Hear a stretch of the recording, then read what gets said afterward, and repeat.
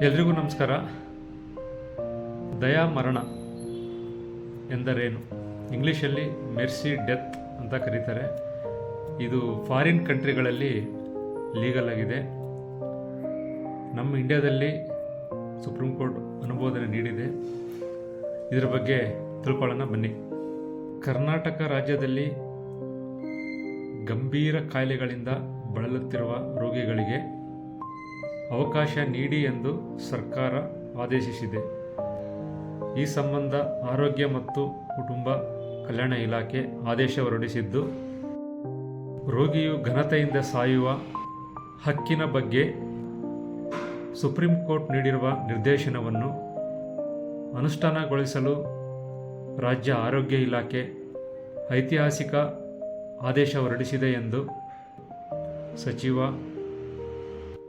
ಆರೋಗ್ಯ ಸಚಿವ ದಿನೇಶ್ ಗುಂಡೂರಾವ್ ಅವರು ಶುಕ್ರವಾರ ಸುದ್ದಿಗೋಷ್ಠಿ ನಡೆಸಿ ಪ್ರಕಟಿಸಿದ್ದಾರೆ.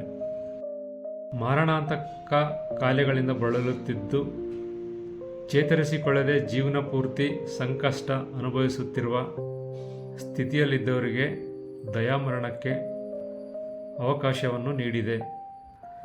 ಸುಪ್ರೀಂ ಕೋರ್ಟ್ ನಿರ್ದೇಶನದ ಮೇರೆಗೆ ಈ ಆದೇಶವನ್ನು ಆರೋಗ್ಯ ಇಲಾಖೆ ಮಾಡಿದೆ.